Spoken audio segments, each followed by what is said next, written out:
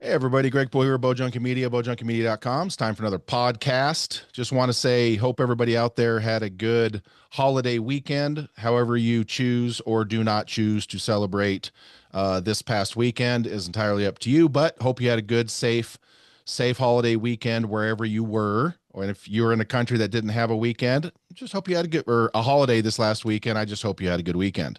But with that being said, it is getting to be towards December now. We're going to start getting some weather. So wherever you're going out there, travel safely, everybody, please. Um, just you guys know the drill.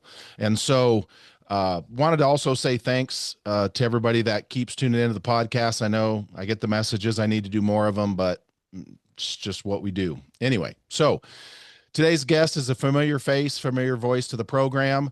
She has been on a meteoric rise over her career the last 3, 4, 5 years. She has been the number one female compound archer in the world, currently sitting number three.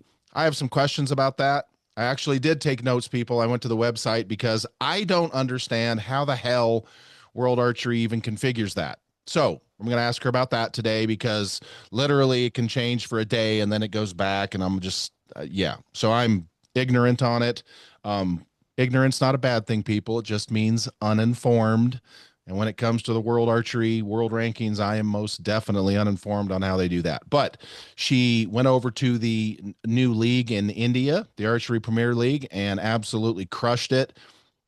If you guys were watching some of that content, it was very exciting archery. They did lower the shot clock, which I have mixed feelings about. You guys that listened to me talk to Matthias Fullerton.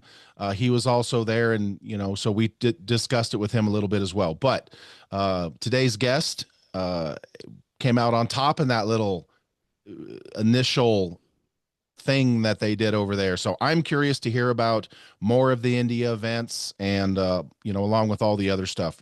But anyway, and for those of you that have been watching this young lady the last several months in her archery endeavors, you will visually notice that she is quickly becoming not the woman that she used to be in multiple ways, and we're going to get into that as well. You guys know that I'm a gym rat, so whenever I hear of anybody beginning a health journey, I'm about it. And so we're going to jump right into this. But today's guest, friend of the program, great young lady, very smart, and an exceptional archer. It's Ella Gibson. What's going on, Ella? Hi, I'm good, thank you. And you? I just over here living the dream. I got all kinds of leftover ham and sweet potatoes and cheesecakes, and my mom came and crushed it with the most amazing homemade cheesecake ever. Good Oh, job, I saw moms. the photo. It looks really good. Oh, I'm not gonna lie, I was like, that looks great. oh my goodness. I'll tell you what. You have brought me baked goods in the past. So here's what I'm going to do. If you if you're coming to Reading, I will have my mom make one and I'll bring it so you can try it in Reading because it is unlike it's the best cheesecake I've ever had. You're trying to force me to come to Reading again. I can see, I can tell. You picked up on that pretty quick. That was pretty good. Yeah, That, funny that. that was pretty You're good. like, let's pick the tournament she doesn't normally do, and then I Right? can make her come. Right. Well, I can't even I mean, look, normally I would tell you to pack your bags, you're going on a guilt trip. But the problem is, it's usually so close to a World Cup that I kind of don't have a lot of leverage. Like, it's not like you're, oh no, Greg, I'm going on holiday to sip drinks with little umbrellas in them instead. It's generally speaking, there's some sort of a World Cup right around it. And so it kind of makes I think me, it's Shanghai this time. From oh, memory, I think it's Shanghai, again? which is a bit of a yeah. I think it's Shanghai from memory. Like I'm pretty sure my coach John, because he loved Reading when he did it, like the year Yes. we did it. And he was like, we could just not do Shanghai and go to Reading instead. And I'm like, dude. And he was like, but it would be fun. I'm like, okay. It is fun. It is fun. The only problem is now with one of the topics, of course, for those of you that have been living under a rock, Compound will be making its debut in the LA Olympics. And so I think you're going to see a lot of changes. We will be getting into that as well. But first and foremost, and I'm just going to, and I know this is probably not the order that people generally want to hear podcasts in, but I don't really care. So let's talk about your health journey first, because I am so proud of you. I am so excited for you. And the very first question I asked was, and I even, folks, full disclosure, I actually messaged her coach John about Ella's health journey before I even messaged Ella, just just because. And from Well, everything that's I've being asked, kind, isn't it? It's being like respectful, right? In case it was like bad. well, that's a good point. Yeah, I'd be like, Well, oh, because you don't know. Like, generally, it's like don't comment on people's weights because you have no idea. Like, I've had friends that are like, "Yeah, everyone commented on me, and I had an eating disorder." I'm like, "Oh, that's terrible." right, yeah, Okay, note to self, not going to be that person. wow. And I've So literally, I'm like, it's fair enough to be like, yeah, I'm going to message her coach and not message her. 100%. It's like, oh, Ella, oh yeah, that's chemotherapy. She has cancer. Fuck. Yeah, Exactly. no, Yeah. exactly. Right. But I asked John, and then when I did talk to Ella, she's doing it the right way. So first and foremost, congratulations on that. So let's talk about that a little bit. Obviously living a healthy lifestyle and being disciplined and all that, but kind of talk us through that side of things for you. I mean, none of it ever hurt your archery. You became number one, you were crushing. So performance on the archery field, I mean, you can't shoot better than you've shot better than, yeah. I mean, so that's really not the thing, but give us some insight into kind of what precipitated you deciding to, take on that health journey. Yeah, like it's never really been a performance thing. Like I've never majorly struggled in the heat, like kind of no matter what size I've been, because I've always done some gym and I've always done some cardio and I've always tried to prepare for events well and done like saunas and like heat things like that so that I've been fine. So it's never been like, oh, like you're doing terrible or even getting injured. Like I've never had problems or pain from traveling or anything like that. So I can't say it was something like that where I was like, oh yeah, I need to do that now. I think like one just like looking at some photos in Vegas or like NFA indoor nationals, and even though like the B photos where I could see like I'm really happy, I'm like I really don't like how I look, or I don't necessarily want to post it because like I it doesn't make me feel good.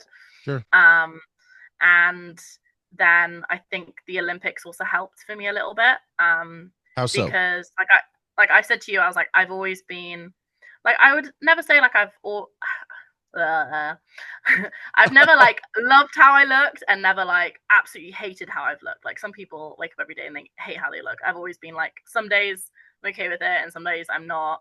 Right. But I've never kind of wanted or to like purposely try and lose weight, mainly because of performance.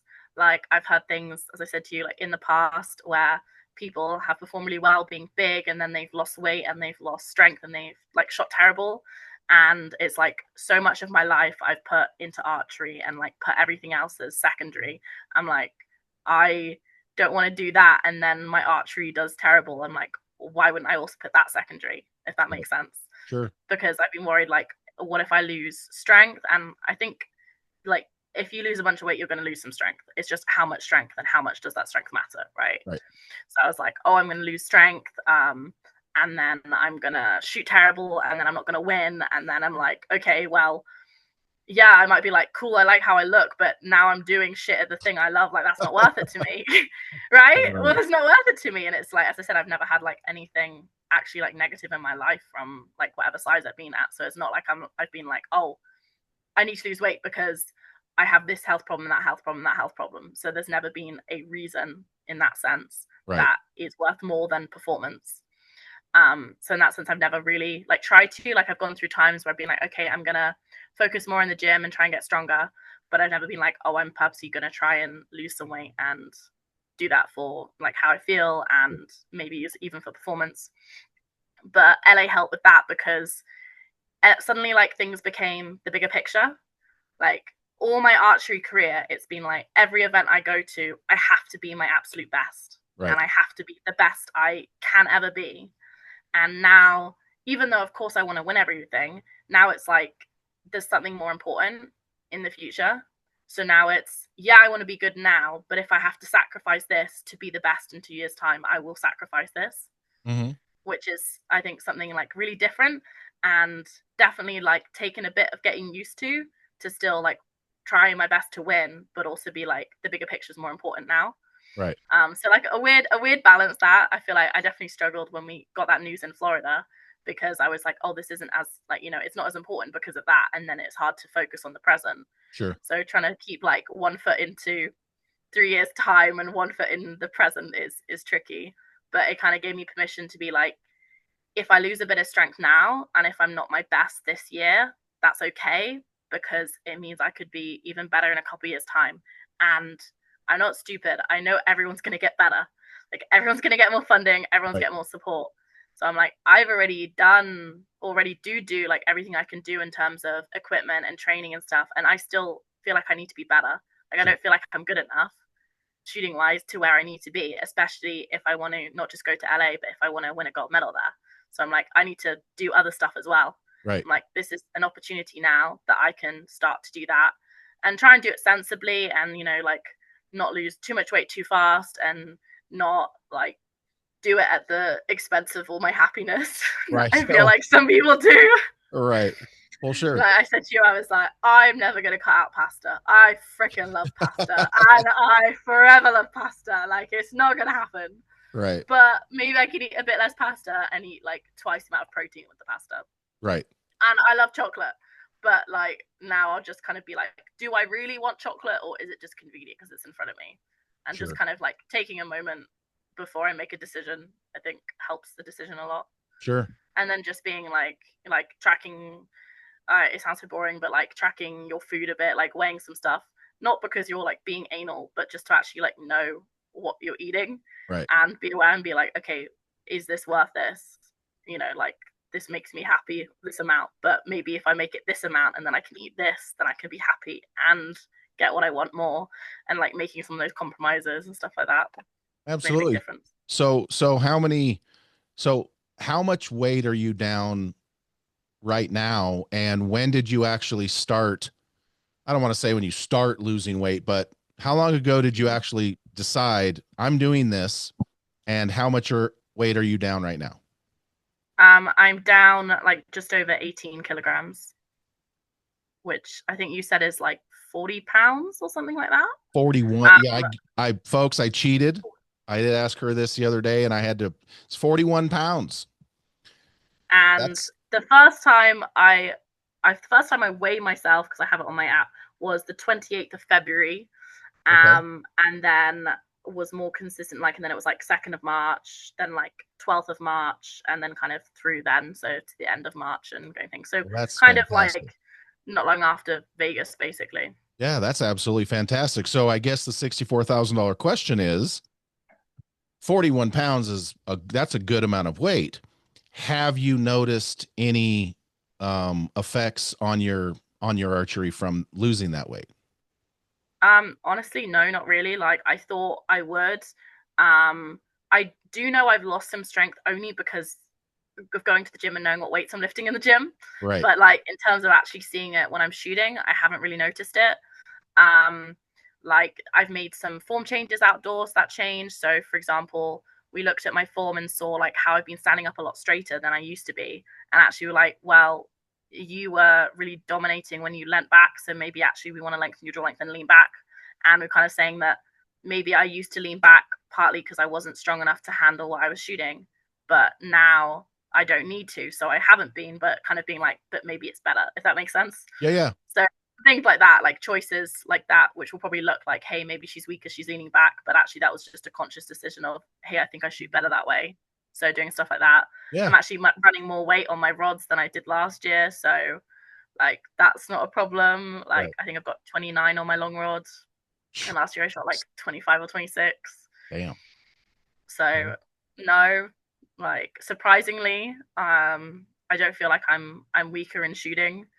Um, I know I'm weaker in the gym, but as I said to you, that's also because I've done very little gym work the last few months, because between the world champs and the field European champs, and then I was home for 1 week, did some gym, went to India for 2 weeks, then China, came back, had 1 week that I was healthy, and then I had the flu for 2 weeks, and then we went into Kings of Archery, and I'm like, if I go to the gym now, I'm gonna struggle to like do anything because I'm Right. gonna be so sore from having so much time off. Yeah. And I had King's Archery GT Open, so I'm only like just back into it now, and it really hurts. Yeah. But I know it Yeah. will be only for a couple of weeks, and then it will kind of even out again. So at what point was there the realization for you, at what point that you were like, I'm still shooting as good as I want to shoot, and so you were able to kind of put the whole, if I lose this weight I'm not going to be able to shoot as good. Was there a particular moment when it just kind of clicked for you and you're like, it's not affecting me at all? Honestly, I think winning Madrid, like, I think that was really important for me, because when I won Madrid, I'd have lost like 10 kilos then. Okay. And I didn't do great in Antalya. Not like terrible, but I didn't do how I wanted. And Shanghai individually, I did horrific. Mixed team, we won gold, but you know, it's not just you there, so it's Yeah. a different kind of thing in your head. So being able to shoot well in Madrid and win Madrid kind of gave me that like support of like, no, you're fine. And even in moments where, you know, like the World Games, I maybe didn't do as well as I wanted, and part of me being like, have you lost strength though because you've been doing this? And I could be like, you just won a World Cup, chill. It's Right. not that. Like, there can be other things. It's not that. And then obviously I got a silver at the European field, so that supported it again. So it kind of worked nicely that like when I won medals, they weren't straight after each other. They were kind of evened out in time. So Right. when you start to doubt, you're then like, oh, here's a medal. You're Right. like, okay, it's fine. And then they're like, oh, is this a good decision? Are you making the right decision? Here's a medal. And then you're Right. like, okay, fine. So Yeah. that kind of worked nicely for me, you know, like win gold in Shanghai with AJ, medal, nothing for a bit. Win gold individually in Madrid, medal, nothing for a bit. You know, get a Good. gold and a silver at the European field, and then obviously like won India, not great at World Cup final or King's Archery, but then win GT Open. So it's been kind of good in the sense that like Well, when good. I've needed it, it's been like, it's okay, here's a medal. Right. And so how, and so how far do you plan on take? I mean, let's just be honest, folks. I don't think Ella wants to show up next season, you know, in a weighing 110 pounds. Like, Absolutely no, right, right. no So intention. yeah. So how do you have an end goal for this? Is the goal a number on a scale, or is the goal? I mean, look, I'm a gym rat. For my age and my size, but even I look in the mirror sometimes and I'm like, oh, I suck. But whatever, Because being human, isn't it? dude, yeah, exactly. Body dysmorphia is just what it is. We all look at ourselves, no matter how good a shape we're in, and we're like, oh my God. And so, do you have a goal on the scale? Do you have a goal in the mirror? Do you have a goal for? I mean, what's your unit of measure for when you maybe say this is where I wanted to get to? So for me, like I've had like a few like weights in my head. Like one weight was, I know what I weighed a couple years ago, like after I think it was a field tournament, Okay. because I wanted to focus a bit more in the gym, and I had lost like 3 or 4 kilos in a few months focusing more on the gym, but like again, like not really trying to lose weight. So that was like first thing that I aimed for. I hit that around when I like won Madrid, and then I had another number that I knew. I think I weighed in like 2019 or something, and I don't remember what I needed the weight for, but I needed the weight for something another. So I knew that in my head. So I was like, okay, that one, and I'm like just under that at the moment.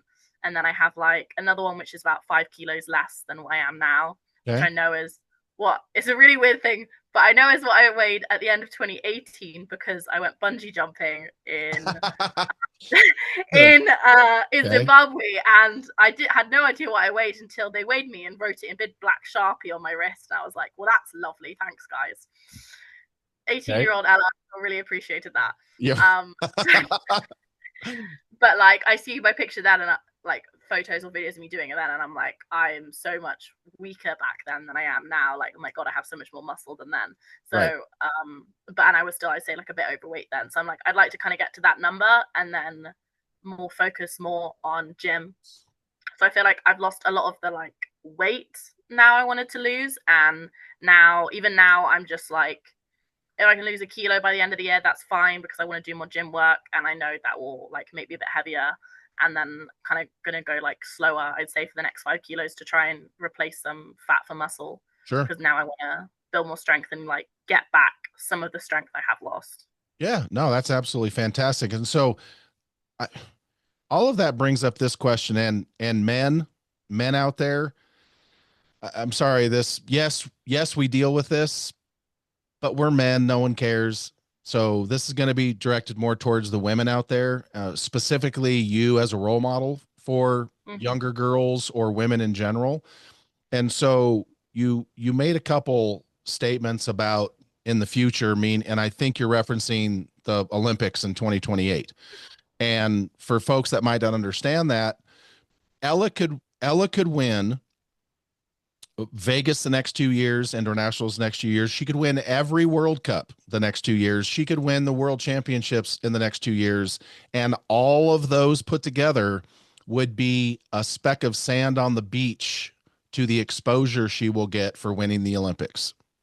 So that's just the scale of this. But I think that the important, I think the important question here for females, all of them's ages from 8 to 80, um, is I would like to hear you kind of explain that because you have said you're looking forward to the future because you're going to be on a stage that is beyond global. Like, yes, we say archery is global, not like the Olympics, it's not.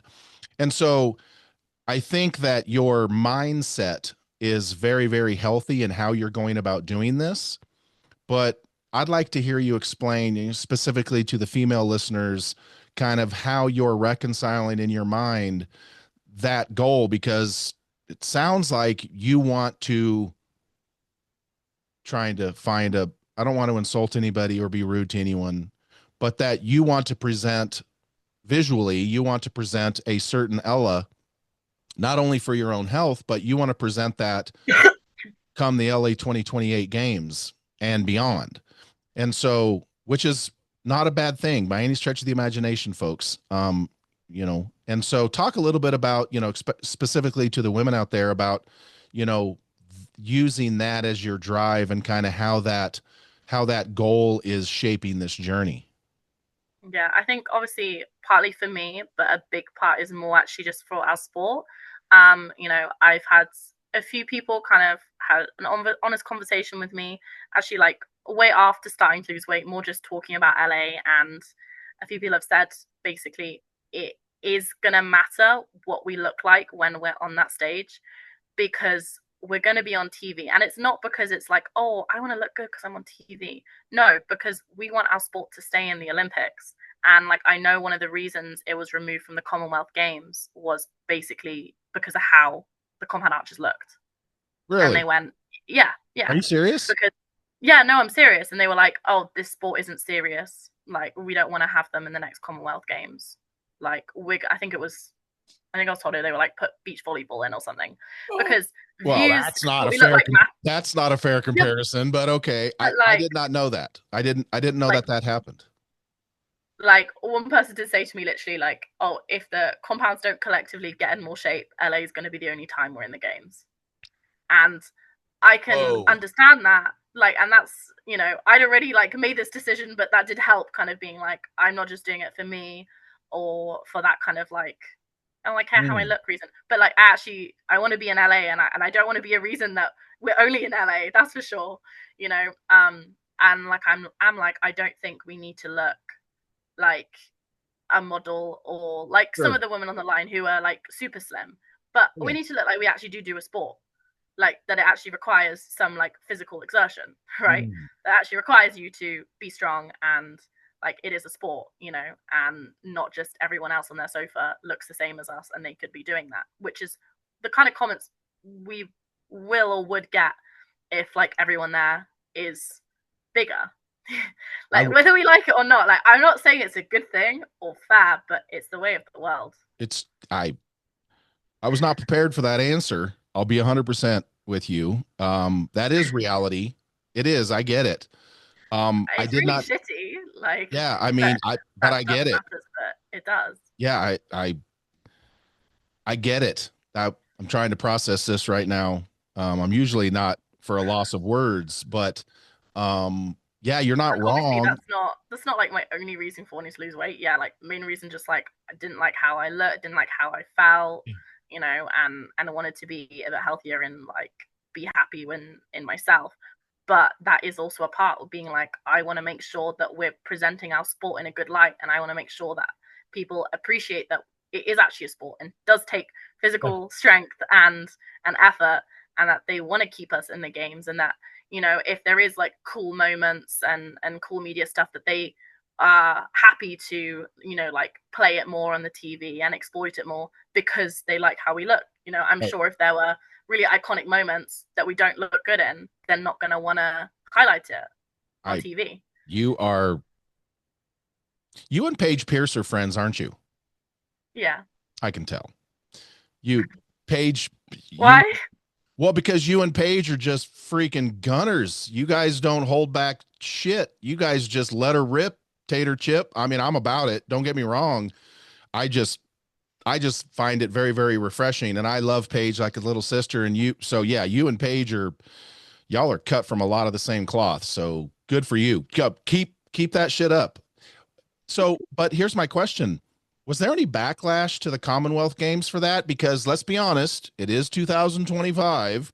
And in certain countries, there's, oh, I don't know, 13,000 people in prison for saying something on social media. Well, Um, the Commonwealth Games was last held in 2010, so it was a long time ago, and we haven't been back oh, in since then. what? We've never been back in. Like, archery has not been in the Commonwealth Games. There is actually talk of it potentially going in. I think it's for 27 or maybe 28 because it's in India. Okay. So, like, obviously, archery in India is such a big deal. So, like, I really Correct. hope that we can go back into it, but we haven't been back in since. And Wow. I've heard that that is one of the strong reasons. So, I'm like, I want to make sure that's not us in LA. You know, Right. like, it's a big enough deal already that we've actually got our foot in the door and we're getting to go to LA, even though it's only 12 teams and even though it's only mixed team and all that kind of stuff, like at least we're going to get to be there.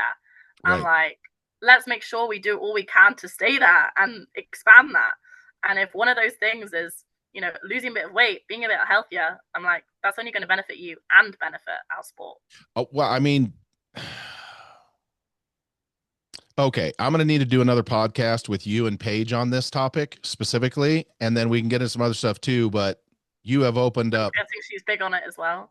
yeah, you have opened up Pandora's box for me in my head of like I could ruin this whole podcast just talking about this now because I think it's a very important topic. But more importantly, I think the fact that you're taking not only the lead, but that you're taking the lead on something that a lot of people wouldn't want to talk about is extremely admirable. So I give you a ton of respect for saying what a lot of people wouldn't say. I I hadn't do even, feel like it's really tricky to talk about because I've had like parents of kids come up to me before and being like, oh, you know, like it's great to see like a normal looking person doing great, you know, at sports, and it's a great role model for kids. And I'm like, uh, I don't, yeah, basically being like someone that it doesn't look super athletic, you know, someone like slightly bigger, and I'm like, yeah. that's lovely. Like, I don't really know if that's a compliment, but thanks. Um, This is why I love Ella. Ella I was keeps like, it. thanks, but like I understand what you're saying, and I'm like, God, like, or I feel like such a sellout. So I'm like, well, yeah and no. I'm like, I'm not gonna get skinny, so I don't Right. think skinny's even in me. I'm like Yeah. just slimmer and Well, stronger. keep that up. I'm going to text Paige after this podcast and she watches all of them anyway, but I appreciate you being 100% honest because some people are not going to like what you said. Um, and I don't like it. That's the thing. It's not like I'm saying it because I support it. Like, I don't want that to be the case. I don't think it should necessarily matter what we look like to do a sport. If you are like a size 20 and you're ace at archery, I'm going to respect you just as much as you're a size 8. correct. I really am, and I'm going to be like, hats off to you. You're fucking great. Right. But they're going to care. Like, media's going to care. The Olympics is going to care. And You're not wrong. like, and it could be brutal as well.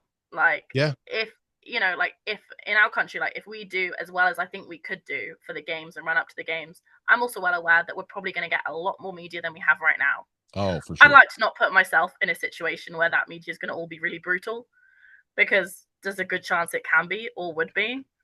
The internet's comment sections can be harsh. There's no At doubt. the end of the day, no matter what you do, like it's going to be bad, Yeah. but you can at least try and give yourself a good chance. Yeah. Well, and look, I commend you. I have your back no matter what. And so folks, I will be doing a podcast with Paige and Ella, I promise. So my mind is still swimming with your answers there, but I appreciate you a lot for that. So you mentioned going to India, and no, folks, I'm not trying to intentionally pivot away from that topic. I just think that it deserve that topic in and of itself deserves more time. But I'm not going to waste all of our time today on it. I'll waste her time later on it. So you mentioned India. I did do a podcast with the gentleman from the Archery Premier League. I love what they were trying to put together over there. I only say trying because it was their first one, and you got to crawl before you ball. Like if you watched all of the footage over there, the first couple days of presentation of the product was a little rocky, and then the more it went on, the better it got. And so props to them for putting that together. Kind of, same question that I asked Matthias. Kind of give us your experience. It was a long event. The way it was structured was, I don't know if you would consider it a lot of shooting, but it was a lot of interactions with the activity. Sometimes, like it showed you on the, I don't know if they called it riding the pine, but basically you were on the bench. And then when it came time, they're like, yo, Ella, get in here. We need an X. And you're like, bet, say less. And you did it, which was spectacular. But talk to us about the overall experience, not just, from showing up in India to, the accommodations and the food and kind of the whole experience in general. I mean, yes, folks, they shot arrows out of bows into X's and yellows and some reds. And we can all understand that part. But I think what could potentially make that kind of an event really grow roots is the things that archers and people are going to experience above and beyond just the act of shooting the bow. Honestly, I had the absolute best time. Hands down, the best event I've ever done. Like, it was so good. It was so enjoyable. And they definitely started off from right foot. Like, before the event, it was pretty shambolic. We were getting close to the event and we're like, is it happening? Is it not? Are you booking our flights? Are we booking our flights? Like, there was a lot of kind of uncertainty, and I think they were just like trying to kind of almost like scrabble last minute. Like, I know the week before they didn't even have all their sponsors lined up, but they made everything happen. Like, I don't know how they did stuff like that quickly. It was kind of crazy. But it was amazing. I flew into Delhi. I literally get off the plane, like literally walk off the plane, and there's a woman there with my name. And I'm like, okay, cool. I'm like, oh, hi. And before I took off, I got a text from said woman. She was like, this is my name. I will meet you at the airport. I assumed that meant like after the baggage, like I'm your taxi driver kind of thing. Right. That's not what she meant. So it's there, and like immediately they have like a buggy thing, like those ones they have in the airport for like people that need extra help, whatever. And she's like, Right. jump on here. Okay. I said that. She takes my hand luggage, takes my backpack, takes everything. I'm like carrying nothing. We get on this buggy, takes me straight to passport control through like the crew entrance, so we don't queue at all. She takes me to the front. She's like, do you have your baggage tickets? I give them to her, and she's like, I'll go get your bags while you do passport control. Cool. Nice. Do passport control, come through. She's there with another man with like a trolley with my bags, and I'm like, this is ace. Like, I'm like, this is fabulous. I'm literally carrying nothing. I'm doing nothing. Someone's just doing everything for me, and I'm just following her. And I'm like, I could get used to this. Right. Like, my bow actually didn't arrive, but they were great and like sorted that out and sorted all the like information. She was like, it will definitely come at this time. Took me to like the taxi that was sorted. Again, like they did everything for me. Got on the taxi, went to the hotel. You get there, and it's like when you walk in your room, like there's a letter with your name on it, like, welcoming you and everything. The hotel was really nice. Like, it was really comfy and just like good overall. The area around it seemed like not completely safe, but I'm not really sure. Like, that much because I'm not really used to it. I've never been to India and stuff like that. But the hotel was lovely. The food was good. I did have a little bit of a problem first day. That was kind of my fault, which was that the food had like food labels of what it was, and then it would have like contains. So I thought that was allergen information. So it was like contains dairy. Okay. Now, I'm allergic to nuts in India, which if you know about Indian food, they use a lot of cashew nuts. So I thought that was allergen information. So I was like, ace, things just contain dairy. I can eat what I want. Literally eat like one mouthful of food, and I'm like, that has nuts in. And then I like have to run to my room. like take medication. I'm there like with my heart rate going really, really fast, lying on the bed, feeling dizzy, and I'm like, I don't want to use an EpiPen. Not day one, like not Right. day one. And I'm like that wasn't the great first day, but like after that, I feel like that was my fault. I didn't ask if there was nuts in. I just assumed that that was allergy information. Clearly Right. wasn't. And like, so the first couple of days for me was tricky with food, because then when I was asking, there wasn't a lot of options, and sometimes there wasn't any meat options, and I'm like, I need to eat some meat, please. Right. I'm very much not vegetarian, and I'm trying to eat higher protein, so I'm like, I don't care what the meat is, just some kind of meat that doesn't have nuts in. Right. So I had to like ask the organizer, I think, like after a couple of days, and be like, hey, can you like talk to them, because he did say, like, we're happy to make any dishes people want, like if they're struggling with the food, because most of the food was Indian food. Like in the UK, we have tons of Indian food. I probably eat Indian food every week. Like, Right. it's very normal, so it didn't bother me. But like a lot of other countries have never eaten it before in their life, and it was really different spices for them, and stuff like that. So they were like, if you want something specific, tell us and we'll make sure that it's on the menu. So I got to speak to the head chef and just like told him my allergies, and then every day there was always like some chicken that I could have, and Oh, like nice. rice and some veg and stuff. So like they fixed it so fast, which was great. From when I said it, within 24 hours the issue was fixed. So for me, Nice. that's not an issue. Like, Yeah. as long as you fix stuff, that's So perfect. here's the question. How did the Indian food in the UK measure up against the Indian food in India? Honestly, actually really similar, I think. Like, Okay. Okay. normally you are like, oh, this is really inauthentic, but actually All I'd say right. really, really similar, really similar. Like, a lot of the flavors I like completely recognize from stuff at Okay. home. Some of it, All of right. course, was way nicer, but you can get some really nice Indian stuff in the UK. Like, we have a lot of Indian and Pakistani people in the UK, so we have a lot of authentic Indian food. Okay. Like, I'd say most of our Indian takeaways are run by Indian people, so Okay. Gotcha. obviously they're gonna more cater to like the British preferences, but all the flavors and spices are kind of the same. So it was Okay. quite nice.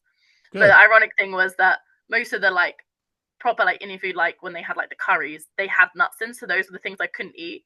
So I actually like messaged I think it was my mum after a couple of weeks. I'm like, I've been in India 2 weeks and I actually miss Indian food because I haven't been able to eat like the Indian options because Right. they have nuts in. It's like the irony, and I'm like, I know. I've Right. had to have like this other chicken and rice, and I'm like, I want some nice Indian food now. That's So funny. that Now, was quite funny. how far was your guys' hotel? I assume all the archers stayed in the same hotel. Yeah, we Um, did. how far was the hotel from the shooting venue? Oh, like maybe 10-minute drive. Okay. It was really close. It was really close. I reckon you could have walked it. I don't know how safe it would be to walk it, but you for sure could have walked it if you wanted to. I say how safe because like their driving is kind of crazy in Delhi. Like I think I've seen videos. I wouldn't want to drive, I've and seen like videos. cows on the road and all sorts. Like it's a really different Yeah. place. Well, and it's a Like big, I didn't see, it's a big city. I didn't see any crashes or anything dangerous happening, but I'm like, yeah. I do not know the rules here. Like Right.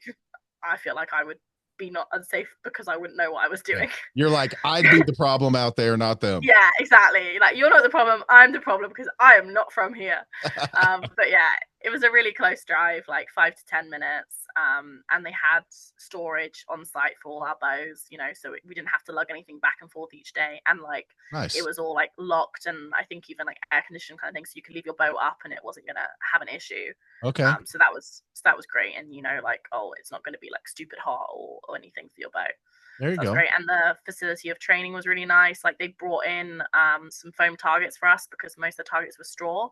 And obviously they know like, oh, these people don't want to shoot on straw with, our arrows. You don't want to ruin them. Right. So they brought in foam targets. In the first couple of days, it was only like, I think 3 foam targets. And then each day it kind of got like a few more. Be like, oh, there's an extra one today. So I think by Right. the end of the thing, we had like 6 or 7 like Oh, across the okay. international archers, and we all made it work. So it wasn't really an issue, which was great. Like, they very much, if there were any problems, like they did fix it, and really fast, which I think was Yeah. great. Like, they really listened to us. Well, and I mean, that's part of the learning curve, folks. I mean, Absolutely. that's just part of the learning curve. So talk a little bit about, obviously you've had a tremendous amount of success in the world archery formats. We won't go into your entire resume or the podcast will be over, but talk a little bit about the short and shoot time, and then the shooting interaction with compounds and recurves, doing the interactive team aspect of it. Oh, it was really fun. I really enjoyed shooting with my teammates. Like, I really loved shooting with Mete actually. Like, I kind of knew him a bit before, and we'd spoken a little bit, but not much. And I feel like I really got to know him over those couple of weeks, and like shooting together, training together, and I really learned how like analytical he is. Like, he studies his opponents. It's quite cool. Like, he knows everything about everyone. He'll be like, I know their he knows their weaknesses and their shot timings and who's going to break under pressure and how they're going to break and what the things are going to be. And I'm like, what? Like, he Right. studies stuff. So that was kind of really cool, like, to learn that and to work with him and you guys as well. Like, I had Ojas and Fuge, and that was really fun.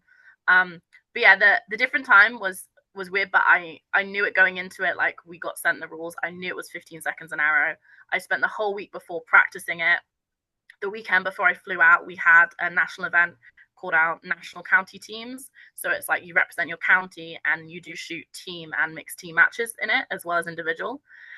So because of that, I kept forcing myself to only have 15 seconds. And I was like, I'm going to practice now Smart. because like my mixed team and team is pretty good. Like, I know I don't have to shoot tens every arrow for us to like win the match and go through. Right. Just because where I live, like, our county's like really strong. So I was like, I don't have to be my best. And obviously, if it was in a close match, I'm not going to do that. But when we have points to play with, I'm gonna do that. And I knew I could get myself down to like 14 seconds when I needed to. 16 seconds was comfortable, but I could definitely do 15 and under. So I went in the event being like, I want to do well at this event. I know loads of people were going in like, oh, it's a bit of fun. But I'm like, I want to do good at it. Right. Like, I'm not being the problem here. So I'm like, I can be down under 15 seconds, like, fine, and I can shoot my shot comfortably enough. Like, I can aim and execute. Like, I'm not having to punch the shot to shoot under 15 seconds. Like, that wasn't an issue for me. I've Right. always been able to shoot fast, and I just kind of learned where I could speed it up. Like, I got my loading down to being like, I can step on the line and load in like 6 seconds. And I would keep practicing to try and get it faster. I was like, I couldn't really get it faster than 6 seconds. Right. But I used to do it more like 8, 9 seconds. So I'm like, those couple seconds matter a lot. I'm like, Absolutely. okay, I can get that down to 6 seconds. If I'm really rushed and on it, I can maybe do it in 5, but like 6 is more realistic. Right. So And let's then dig like, down. Let's dig down into that a little bit. So for most people, when they say, for most of us, when they say, "Oh, hey, by the way, Ella, you have X number of seconds less to shoot," most people think that you're just going to speed up the shot in your with your release hand. no, Nah, generally not a good idea. But I mean, look, in case of emergency, you can do break whatever you got to do. do what you got to do. But generally speaking, and especially at your level, explain to people listening how someone should should speed up their shot if they find themselves in that kind of a situation that will maintain one their sanity and number two their the some resemblance of consistency and accuracy. So one, obviously, you can speed it up by just like moving faster on the line and clipping. I'd say practicing holding your release aid while picking up the arrow and loading it speeds up a lot. I've seen people walk on the line, put their bow down, lift an arrow, clip it on, then go for their release aid go to their pouch for a release aid, clip it on. And if I see that, I just want to scream at them. I'm like, what are you doing? Like, what are you doing? Right. This is so slow. Like, at the very least, like, if you can't do release aid and arrow, like, for me, I use the blade, so it's got the clip. So I'll walk on the line with my release aid and immediately clip and then go for my arrow. If I couldn't do both, because I Okay. find that's faster for me than trying to get the release aid out the pouch. Because it's very easy to pick up the wrong release aid or pick it up incorrectly, or you're trying to do it so fast you drop it, and then it can be like so much worse. Right. So for me, I found it easier walk on holding the release aid no matter what, clip, and then I can grab, and that'll be quicker than trying to do it the other way around. Right. And also with World Archery and with this, if you pull the point of your arrow out of your quiver before you're 1 foot over the line, is a foot fault, and you Oh. have to restart. Oh. Yeah, so your arrow has to stay in the quiver. You can pull it almost all the way out, but if the point leaves the quiver before you're either side of the line, foot fault. Okay. So if you're going to be anxious with that, don't have your hand ready on the arrow, because you're Okay. going to cause way more issues than the time that you're going to save. Sure. So you learn things like that, but like loading faster. So for me, as I said, I will like hold my release aid, grab my arrow. As soon as my 1 foot's down, I normally like rock on one side, and when I rock down on that foot, I know that foot's down, and then when I rock back, it's lifting my arrow, if that makes Okay. sense. Yeah, yeah. So I'll be like left foot on and then up and then right foot on as I clip.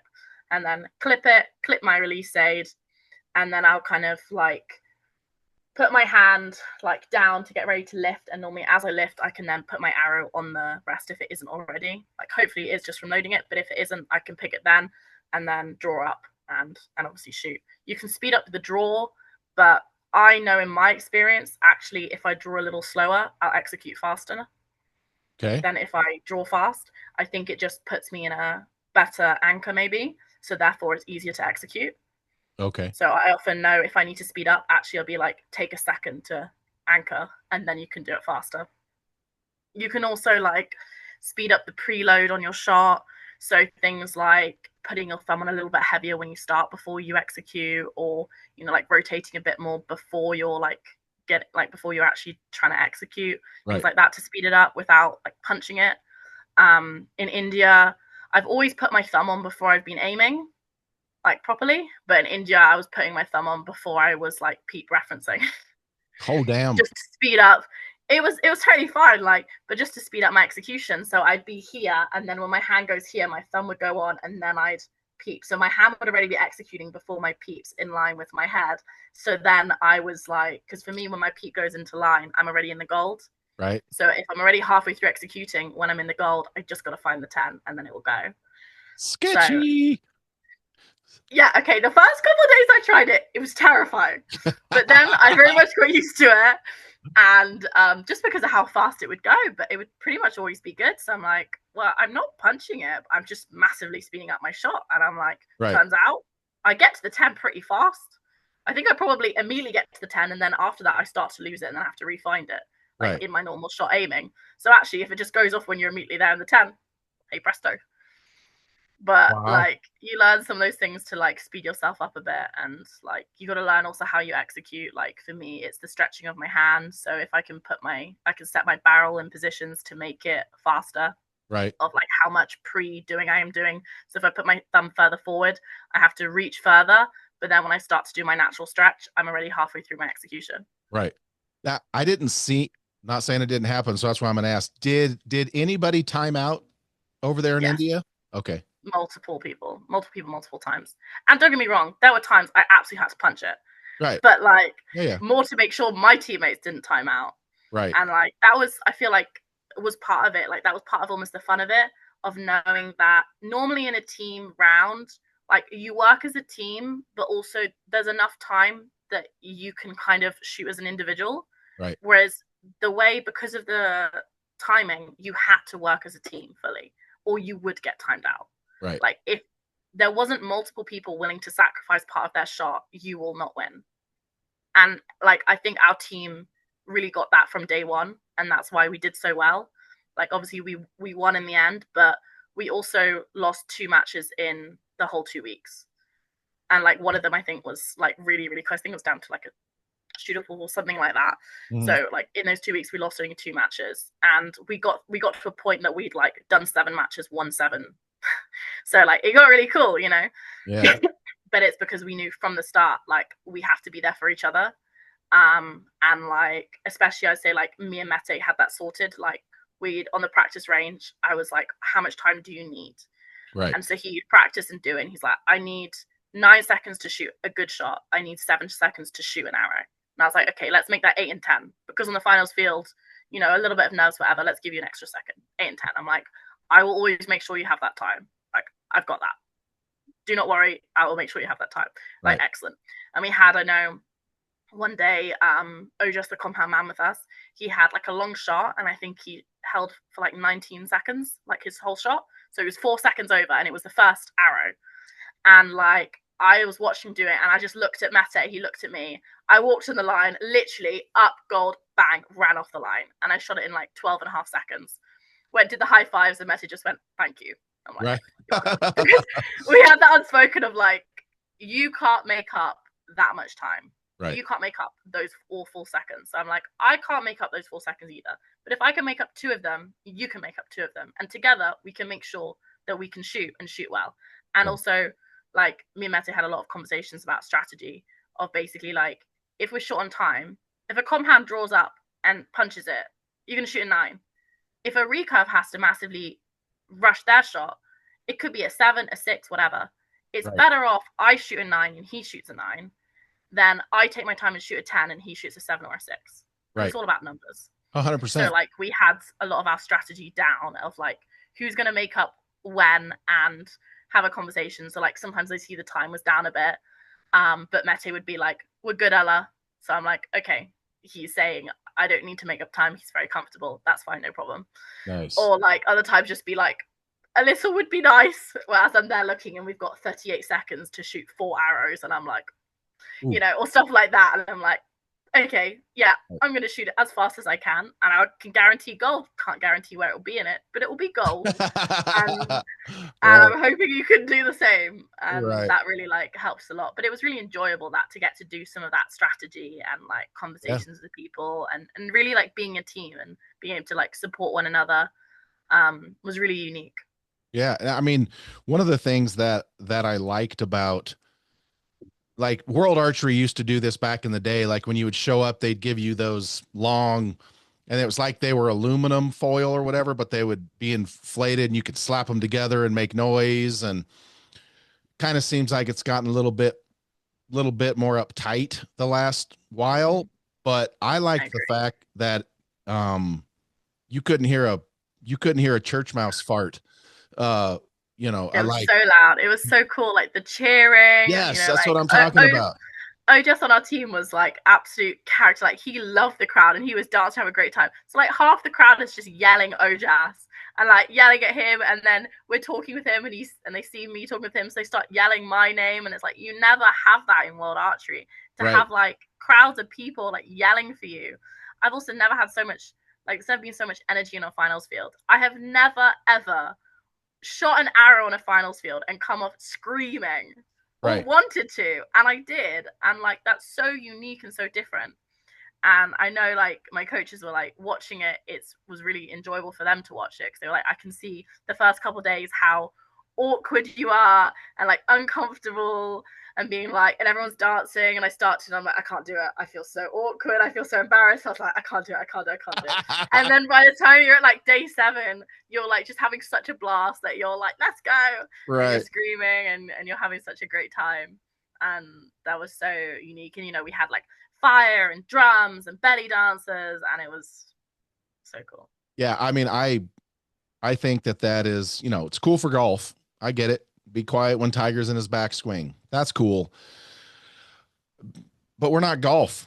I think I think the more excitement that we could get from the crowd, I mean, and let's be honest, seeing you come off the line and yelling and pumping your fist and doing all that stuff, that makes people believe you're having more fun.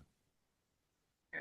And Well, isn't I that, was, yeah, I was. That's the thing, and it's not even like any that's manufactured. It's just like that's your natural instinct because that's the energy around you, and that's the kind of environment you're in. Like World Archery, I think I would feel really embarrassed if I came off the line screaming. I'd be like, "Oh, that was really quiet. That's really awkward. Like I'm not gonna do that." right, Normally my reaction is just like, "Oh, thank God, that's relief." Like it's relief is in the middle, but it's like quiet and it's always subdued. And there it was just the opposite. It was just like screaming, and probably a big part of that as well was because our teams were bigger. Like our team was 8 people, four right, people shooting and 4 people supporting. So that in itself makes a ton more noise and energy on the stage, right, which there isn't normally. Because when half of your team is there screaming for you, right. you're more going to be hyped up, right? Yeah, absolutely. Now, has the archery Premier League over there given you guys any indication of what the future looks like for more events, timing of those events, etc.? Yeah, so they initially told us that they were looking at doing February, March, but I actually messaged Anil like a week or 2 ago, asking about it because I was like, hey, I want to like book my indoor season and like book my flights and know what I'm doing. Is this going to happen? And he said that they were initially going to be doing that, but now they've decided it will be in October again. So it'll be in the first couple of weeks of October. So I think that's the plan. And like they've said, it's not going to conflict with anything World Archery, which is, great for all of us. And next year is going to be a draft instead of like random names out of a hat. Hmm. So this time they did a pretty fair setup where they'd be like, you know, like one jar was say like top 10 in the world, and the next one was like top 20, and then Right. top Right. 10 in India, and you could only like pull one out of each. So they made sure the teams were pretty fair. But next year it's going to be a draft, and there's going to be everyone's going to get an amount assigned to them as like what our value is, and they said it's going to be based off the world ranking. I Hmm. hope they use other stuff as well, because like there could be someone that's good in the world ranking but that like shoots really long or stuff like that, or isn't great in a team environment. So I'm like, I hope they use some of the stuff from the Premier League this year in that, because I think it would give a better representation. Sure. But anyway, they're going to have a value, and then they're going to have a maximum amount I think you can bid for someone, and a maximum amount you can have for your team. And then like the teams or like sponsors are going to basically bid for us in So a when you draft. say bid for someone, you mean that you're going to be able to do the teams are going to be able to do trades? So I think it's we're all gonna go in one pot, and then they'll like bid for each player, so they'll be completely like new teams. Oh, okay. I got you. I got you. So the Wow. draft will be what they'll do, Okay. and then it'll be like completely different, obviously Well, like money amounts. and I think I'll be kind of sad if I'm not with my team again, because I really enjoyed being with my right. team. They were all so great, but like Exactly. I just love the event, so I Well, I absolutely would like to do it again. well, I think their decision, and I'm not necessarily saying October is the very, very best, but I'm not sure doing that in February, March is a great idea either, because there's this little indoor event that takes place in March Mm-hmm. that's in Nevada. And Yeah, I've heard something about that one. yeah, this little thing It's called something. Vegas. And so that I part mean, would the good be, thing about if it was February or March, it'd be a great warm up for all of us before the World Cups. yeah, But but then it's a question of, are we doing this event as a warm up, or are we trying to actually be excellent at this event and have it in its own right? In which well, case, that's not the time, because people aren't going to be their best. and that's the perfect segue into kind of the next part of the conversation was the schedule you had. So you went to India for that, then you went to the World Cup, and then you had very little. I mean, you said you had the flu and stuff, but you had very little break, and then it was indoor season. And Yeah, I so, should have had 3 weeks. Like, if I did Lausanne, I would have literally had 1 week and done Lausanne. I'm so glad I didn't do Lausanne, because I literally didn't leave my bed like right, for over a week. I've never been so sick. Like, I think I must have had the flu. It's the only thing, because for like for 5 days, I think I ate one meal or two meals. Like, I didn't leave okay, bed. I was so sick, which was not great prep for Kings, because that was like almost, I think it was like a week and a half of being sick. And then I literally just went, I don't have time to be sick anymore. I have to shoot. So I took some meds and started shooting. And the first day I was shooting, I literally shot like 40 arrows. And I was right, then like shaking because I was so weak from being exhausted. sick. And I was like, oh shit, like I don't know how Kings is going to go. Right. So let's talk about that transition, and that's why I think the Archery Premier League not doing it in February, March is a good idea, simply because yes, it's a great event. No one's going to sacrifice winning Vegas to focus on outdoors that time of year. I mean, yes, you have I to mean, the women might, you kind of like the recurves might, because what was unique about this was we got paid to go. We were right. guaranteed a certain amount of money to go, Okay. and like for the women, like considering the difference of like our prize money with Vegas, it was definitely worth going. Like very similar to doing like probably the same amount of money as if you come like second at Vegas kind of thing, just to go Okay. to India. Yeah. So like, and they've said that it will likely be more money for next league. So Nice. other than the compound men, like financially, I'd say most of the people there would be better off doing an India league than Vegas. Obviously, the kudos and the sponsors is a whole different thing, Right, right, right. but Yeah. And we all so do as a job. right, exactly. And so has the India has the Archery Premier League said anything about more than one event a year? Well, they said they wanted to do like one in February, March, and one in October, but Okay. I guess that they've decided at least October next year, and they haven't. I don't think they've fully decided if they want to do two a year or one a year. I think they're like, oh, it would be great if we do two a year, but then they probably looked at the schedule and realized how many World Archery events there are when they've said Right. they're not going to conflict with World Archery. Like by making that statement, that's great for us, but there's not much opportunity Right. for to do it when you want it to be a 2 week long event, especially. Wow, the 2 week part is really, really long. And Yeah. so let's talk about that transition from right now, of course, outdoors to indoors. And Mm-hmm. so with the sickness and stuff, and so at your level, how long do you give yourself? Like you're a realist. You can't expect to come into the JVD Open, the Kings of Archery, the GT Open. Maybe you've had that month, but how long do you give yourself expectations wise until you're like, okay, indoors, I'm kind of ready. Not maybe not Vegas shape or Lancaster's, but you're like, okay, I'm up to speed enough indoors now where I am not going to feel like I'm behind the eight ball the whole time. I think it really like to be honest, like I never really know. Like sometimes I'd say it takes a week just to get used to like shooting indoors, like visually, the sounds, like having a different peep height and maybe a different draw length and kind of getting everything sort of feeling okay. But like the tuning and arrow recipes and stuff like that, I'd say it just depends how lucky you are. Like Okay. honestly, sometimes I will like get something I'm happy with in a day and I'll be like, hey, it's taken me 1 week and I feel really competitive. And sometimes I'll be there like 5 weeks in and I'm like, I'm still not fully happy. Right. Like this time I say I was kind of lucky, but also planning. Like I had both my bows from indoors last year, still fully set up. I'd taken nothing off. I still had rest, draw length, peep in, everything. So I like picked up my bow from 20 I shot 23s with last year. Obviously, I know I'd made some form changes outdoors, so I adjusted my peep height a bit because I raised the outdoors, adjusted my draw length a little bit. But like it was kind of basic tuned like for indoors, and everything was kind of set okay. And then I just made a few adjustments on the aim. And honestly, within my first week, I'm so glad it was within my first week. Within my first week, I was shooting okay. Like perfect, no, but probably like 327x. Like okay for kings, like okay enough to maybe not be my best, but be competitive. And thank God I got it in the first week because after China, I had that 1 week that I was well, and then Right. I was really sick. And I'm like, if I hadn't got it that first week, I would have been so stressed when I was sick and been like, I'm so screwed. And then when I came back to it, I shot it some more. I was like, I want to try slightly shorter arrows than I did last indoor season because I don't feel like I had the best 23 setup last year. Uh-huh. Like I shot some good scores. Like I think in Chicago, I shot like a 597, I think it was, but I never had like great forgiveness with it. And I was like, hey, I'm just gonna try it. Also partly because I was chatting to Matty in India and he was like, why the hell are you running such a long arrow? I was like, it aims better, which he just looked at me like I was crazy. And I'm like, I swear to God, it aims better than short arrows.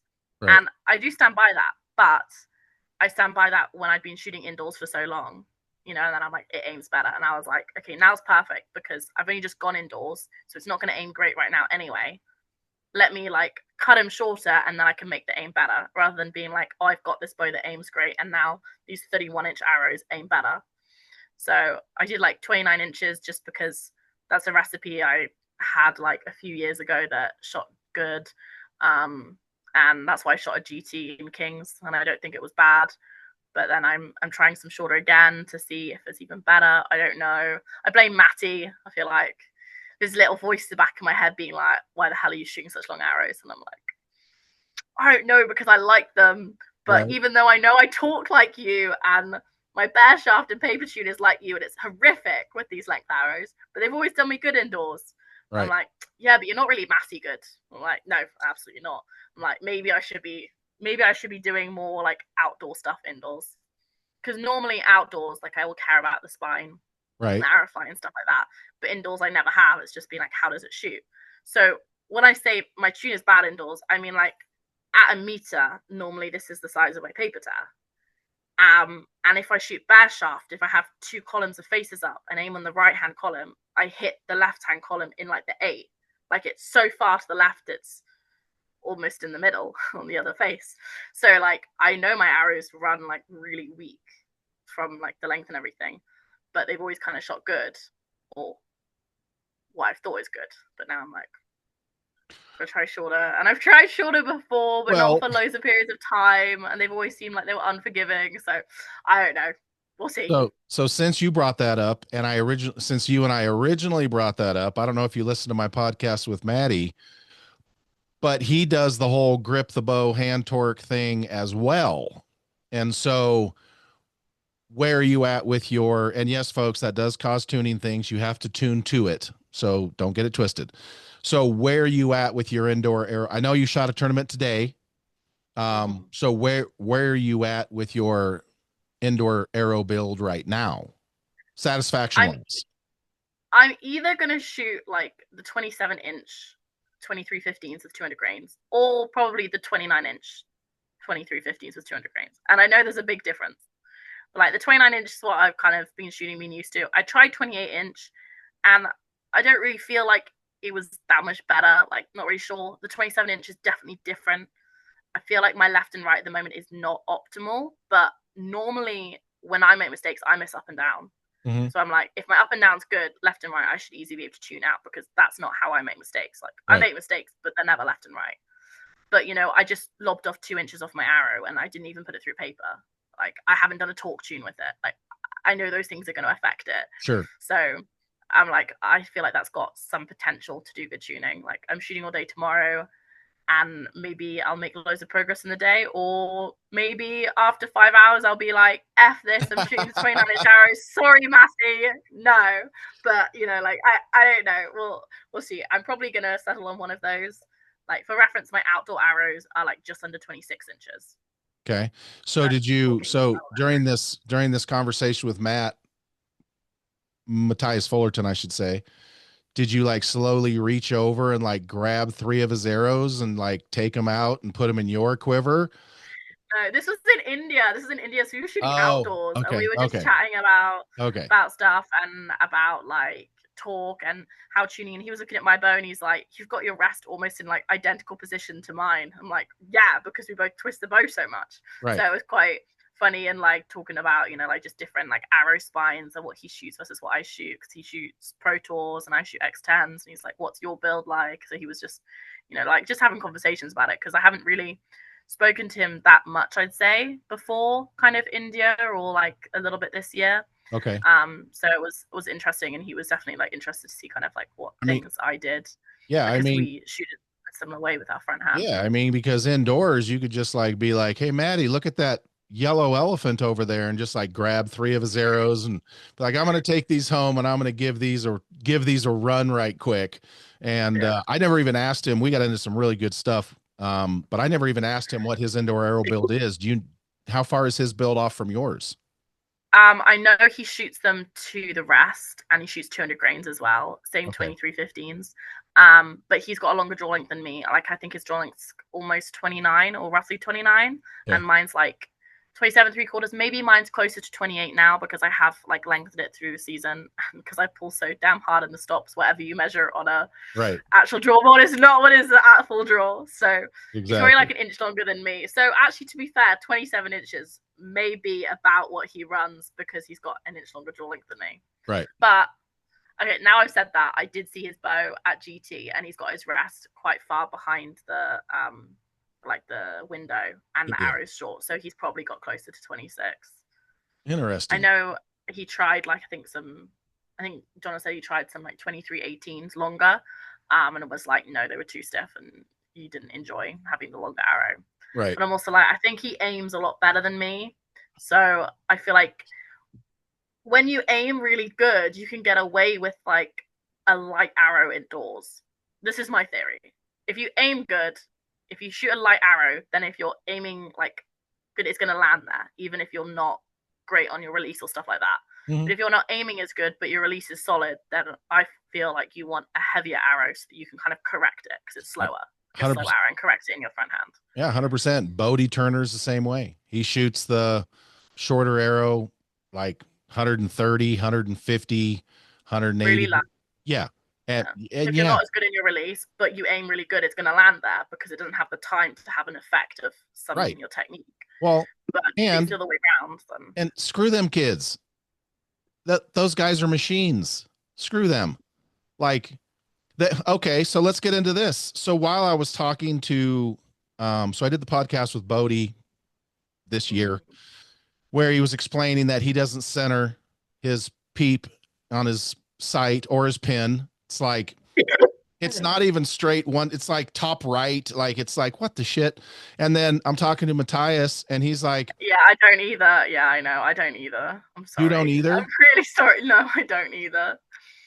My scope sits low right from my peep. Like my peep's here, and my scope will be like here, so low right for me. I can see the outside of my scope, but it's not in the center of my peep. And like I heard you with Matty actually on this, and I was like, yeah, I was like, if Greg asked me about this, he's going to be unhappy as well. But I'd like to say it is a heck of a lot easier to line up a side of the curve with the side of the peep than trying to line it up in the middle of the peep with the extra outside part. So your pin's not even the middle in the middle of your peep. No, Oh my God. it's way easier to be consistent that way, to just like pick a side. Because when it's in the middle, like if you move a little bit, you're not going to notice it. If you're on the edge and then suddenly you lose the torque indicator, you're going to notice that. So why is it you're the so with Matthias, he's at least just straight left. You and Bodie are like left and up Because or it's more contact though. Like if you have two circles, and like this is really hard to like visualize because I need like a big circle. If do you you, have Ella, do that you and want to like know a what's little circle, Ella, do you want to circle, know if what's you do hard to that, there's a visualize? small amount. What's hard to visualize is the fact that Ella Gibson, Matthias Fullerton, and Bodie Turner are literally the best archers walking the face of the earth, and y'all don't even center your. Maybe that's why. Maybe it's important, but I actually think it's more accurate. And I know you're gonna think I'm crazy because if you do the edge of one circle to one thing there, that's not like a lot visually of like contact. But if you're down there in like a corner, you have all of that curve that matches with the circle, right? Yeah. Does that make sense? So Yes, like it's I'm. way easier to line it up and keep it there and know it's in the correct place, because if you go left or right, you're either going to see a gap or you're going to lose your torque indicator. If you go up or down, again, you're going to see a gap or lose your torque indicator. So like Yeah. pick I'm one of the not. things I'm and it not works better. disputing it. I'm just vocalizing my disappointment in myself. I. I. Never mind, ask me how I shoot in the wind with my peep because that will upset you. Oh, I'm a. I'm a glutton for punishment. How do you center your peep in the wind, Ella? I'll use my peep to aim off instead of aiming off. I'll just like move my peep alignment instead of What? aiming off, or instead of like bubbling it. It's really What? effective. It makes your life a lot easier as well. Like What? just move your peep alignment. Only like certain directions, but yeah, I'll like move my peep alignment. It's like one of the ways I'll shoot in the wind. Like I'll use anything I need to. Like I'll use aiming off, I'll use bubbling it, and I'll use peep alignment. So you'll just center you. You'll just not center your peep on the other Yeah, side yeah, instead yeah, of not centering it on the normal side. yeah. Absolutely. And how much? Oh my God! It's really useful. Like I'm I not can even. already tell you, like my coach is gonna kill me for actually like saying that in public. So he'll be like, "Oh, that's a really useful tool," but like it's really useful. It does a lot. It's useful if your mind can process it. It's not useful if when your peep is out of center, like the rest of the mere mortals, you're like, oh shit, I need to fix this. Instead, yeah, that's so how, Yeah, because okay. like if I'm there at full draw and I'm like, okay, I'm not quite aiming well enough today that I can aim like right X line, less X line. Because some days I can literally aim that good. I can be like middle of the X, right mid X, just outside the X line, and I can aim that good. Some days I can do that. Other days I can't. Like I'm moving too much. Then I'm like, it's about X or it's 10.5 in the middle, and that's kind of how good I'm aiming. So if I'm having a day that I'm not aiming well enough to be able to be that accurate on my aiming off, if you use a bubble, like it always throws your height to an extent. Correct. So using my peep doesn't throw my height. And So that so, can work better for me. So if so I'm like, okay, I'm aiming about here 10ish, then I can just pull my peep kind of either side a little bit.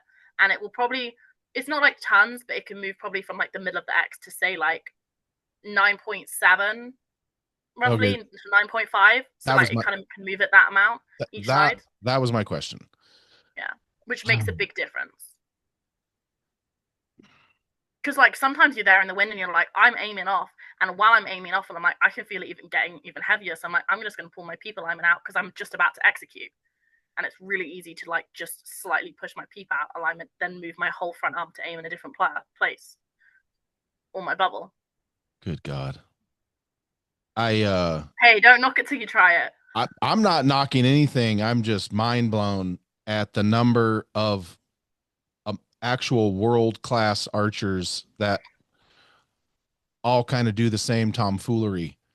And but indoors, do you do any indoors? Do you just center everything normal or no?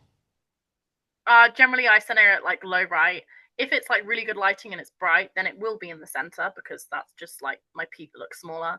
If it Right. gets darker, I normally, especially Vegas, actually, I noticed like when I wasn't centering it low right, I would often have ones that I was like, oh, this doesn't seem right. And then I noticed like my peep alignment wasn't perfect. So that's kind of something that then I've actively chosen to do to Okay. help because I know my subconscious doesn't seem to notice if my like if I'm in the middle and then I'm slightly off, my brain's not like, oh, let's fix that. It's like, sure, whatever. I can see the scope and the target. So for me, I will purposely then like drop and be like, let's center here and then aim because I will then notice if I can't see like my torque ring indicator. How good are your eyes? Okay. I'm more short sighted than long sighted. Okay. Well, Like Matthias is 22. He has X-ray vision. He doesn't count. Bodie tune. But Bodie too. Screw those I guys. I They so have like I did have an eye test like a year or so ago and they gave me glasses, but I was like, when should I use them? And they said when you want to see better.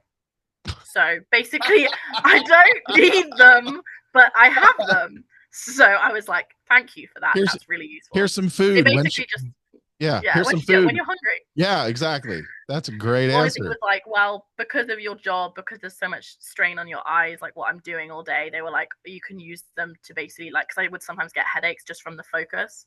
It's like just to give your eyes a rest. So I Right. generally use them if I've got like long drives because that like strains your eyes a lot. Or if I'm just like absolutely, again, normally it's driving. Like if I've gone to a tournament and I'm like, oh my God, it's been so much focus today. Put on my glasses, I can kind of relax my eyes and then it looks the same as when I'm focusing my eyes. And what power lens do you shoot outdoors? Indoors and outdoors are 6 times. And so do you find, and this was the eye question. So now we're going to come full circle with this whole peep Mm-hmm. revelation that continues to happen. Um, and the peep industry is probably taking out a hit on my life. Um, and so do you So you find find, out like Mike's got like the cheapest peep known to man that he just bought like 100 of. And it's got like no clarity and I think it's like one size. right. And so do you have any problems clearing up your lens? I shoot clarifier. I've pretty You're much always shot clarifier. so you Since shoot like 1 year into compound, I've shot you shoot clarifier. a clarifier and you don't center it. Yeah. Okay. Hey, scoreboard. That's all that matters. Scoreboard. You're stomping a mud hole in most Like I everybody. used to try and center my peep, but I would genuinely have some like inconsistencies left and right. And I found I'm much more consistent when I don't center my peep. Like when So I pick an area and go there. right. No, I get it. And so when you're setting the size of your peep, do you intentionally make it bigger for that purpose? Because No, I prefer if it's smaller and it is more centered. Like that is optimal. But at the end of the day, like indoors, it's always darker, and so your peep always looks bigger, right, and like right. you always have to make it bigger. So I found I'm just much more accurate if I pick a direction. And same outdoors, like if it gets overcast and it gets much darker, and I've got a big peep, I'll just be like, instead of worrying about where I am in the center, I'll just pick a direction. Normally, it's low right. Like if that day low right's feeling like really squished in my face, then yeah, I might pick a different area. I might be like, oh, I'm gonna do like high right because that's what feels better today. But like generally, I pick the lower side, and normally Okay. it's on the right. That's damn. That's badass. All right. Well, I mean, and now I just need to write. Now I need to do a whole nother podcast with a whole nother You're gonna topic. have to do like a quiz of like all the top guys. Like, do any of you guys actually center your peeps? Dude, I've been talking to the best archers in the world my whole career. Have you ever asked that question though to them No, why would before? I? Before Boaty and What? Natty? Why would I do that? It literally, oh my God. All right, look, story time. So we were in Reading this year, the event that you refused to come to.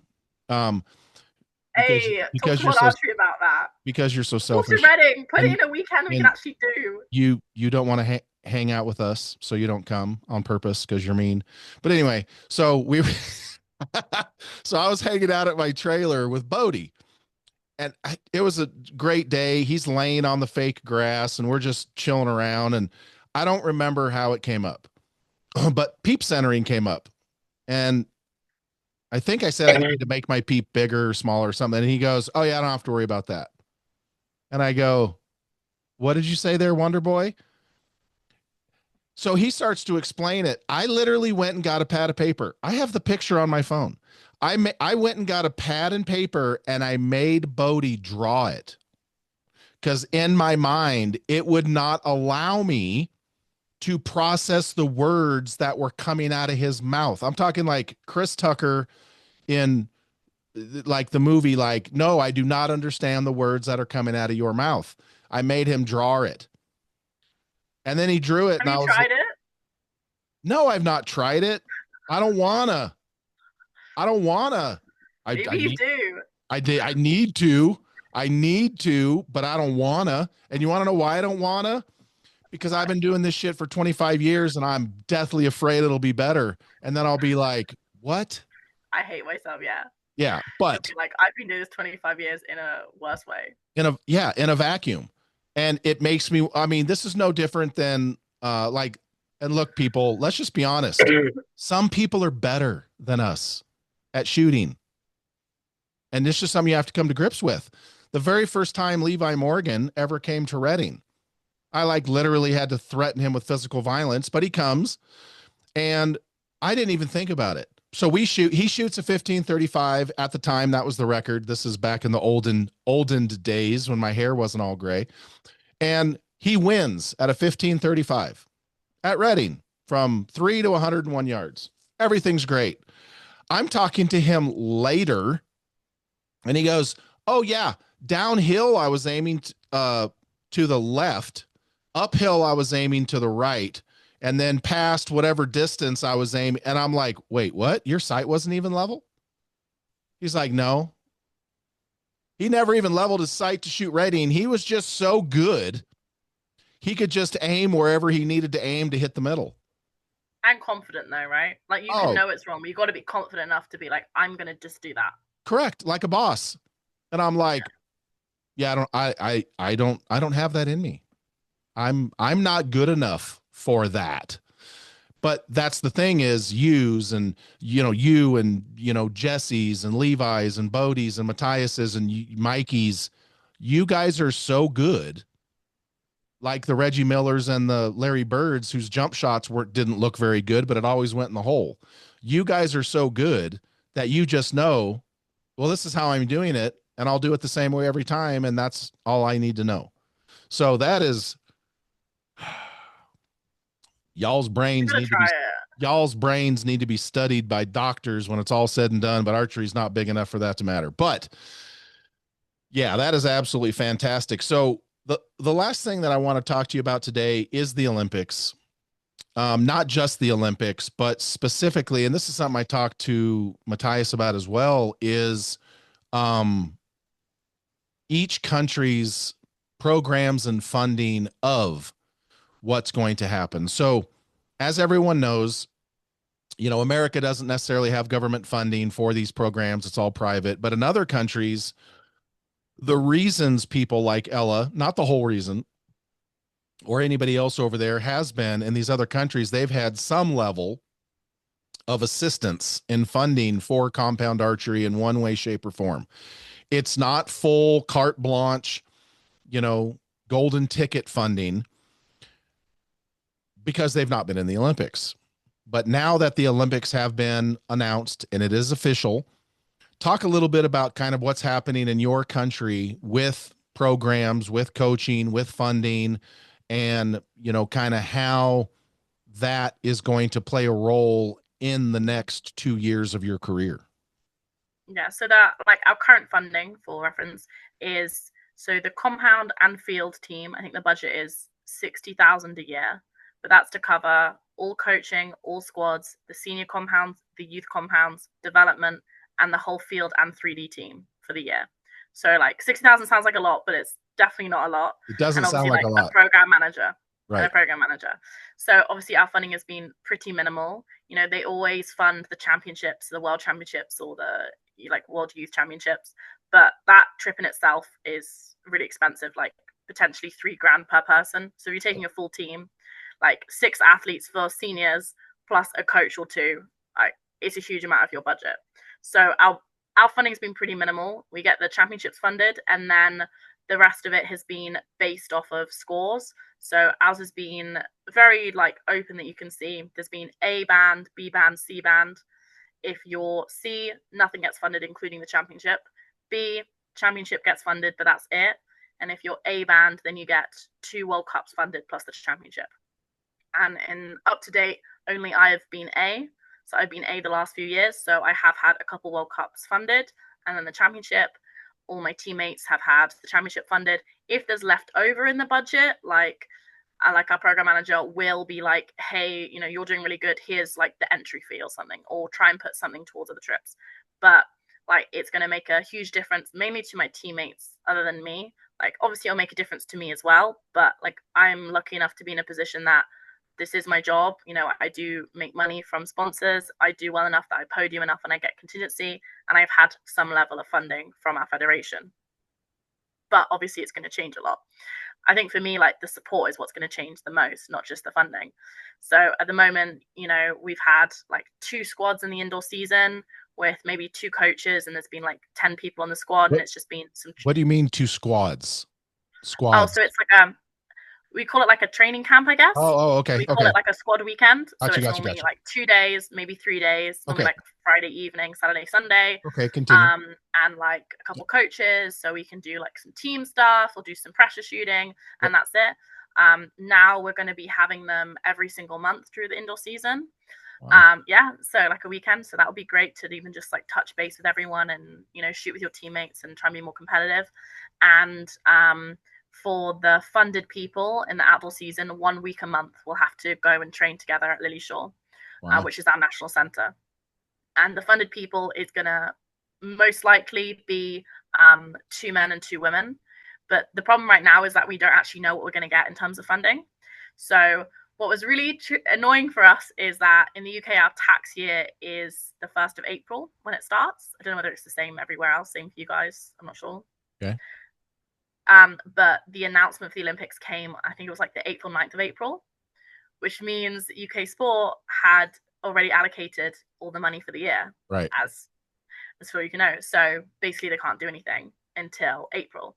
So in October, November, our performance director like put in what he wants, and he actually did talk to me. Like he was like, I want a meeting with you, and I want to know what do you want, what do you need, like to be the best for LA. And he was like, don't think about what you have right now. Think about the fact that every other country in the world is going to get a ton of funding and support, and they're going to get better. So even if you're good now, like we need you to be good in 2 years time, 3 years time. And I was like, All right. he's like, Well, what do you need to be he's the not best in the wrong. world in 28? He's Yeah, not. like he's pretty direct to thing, but I'm like, I'd rather you just be honest with me. So he's Yeah. like, if I go to UK Sport and say, oh, but yeah, Ella's #1, #2, #3 in the world, they're going to be like, okay, but how is she going to be in LA? Right. So he's like, I need that answer. And I'm More like, real world stuff. yeah, just it's being honest, right? So I had a thing, and I'm like, what do I need? And some things of like, okay, I need more time is my biggest thing. I'm like, what do I need? I need more time to do shit I need to do. And I'm like, what would give me more time? You know, like the X Pine thing we spoke about, some things to like give me more time, or I need more coach contact actually, because it's really hard to track your own form and maintain it because you're shooting every single day and you don't see something small change. But someone else having some input's really helpful. This year, like my coach has been super busy because he actually runs all the competitions in the UK, John.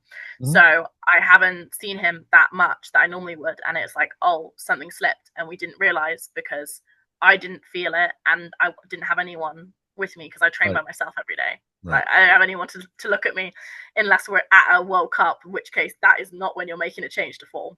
Let's be real, like that's not the time. Right. So, you know, like having these conversations and, you know, me being like, well, I have S&C already. I have that privately. I've had that since like 2018. Like that, I want to keep working with my guy. Like I trust him and I know he knows me. and he's also my massage therapist. So like he works my body, so it works really well because he can see what muscles are tight and therefore weak, and what do we need to work on in the gym. So I'm like, I want to keep him, but most of my teammates don't have gym work and don't have a program, so that would be great for my team. Right. Can we have that? And none of us really do anything with psychology. Maybe that would be good to have, and stuff like that. So just have like a conversation of like, what do we want? What do we need? How many events funded a year? Like, what's the plan? So I had like an hour-long meeting with him, which was really good, and he made loads of notes to put in for his bid. And I really appreciate that he actually like made the effort to ask and have those conversations, because a lot of people wouldn't. He's our new PD. He only joined this year into archery, and I know a lot of people would be like arrogant enough in a job to be like, I know what I'm talking about. And instead he's actually come to us and been like, you tell me what you need and why, like justify it to me like I'm UK Sport, so that then I can justify it to them. So he's done that and put it in now. UK Sport make a decision in December, January time of what they're going to give to what sports, and then it's only going to get implemented from April. So we're not going to know for a bit, which is frustrating, but like for me, like my life isn't really going to change. Like I've already been told that we're not going to have a full-time program, so I'm not going to have to relocate and shoot every day at Lily Shore, but I know that I will have to do like a week a month there, or maybe not a week, maybe like 3 or 4 days training with my guys. And I actually said, I'm like, that's optimal to me. I think that's great. I can have some high pressure shooting with my teammates. We can like make sure each other's good ahead of events. So I really like that, actually. I think that's great. Right. But the big difference for us is going to be obviously the funding for trips, but also the APAs. So APA is I think it's like Athlete Performance Award. And basically it's a salary from UK Sport.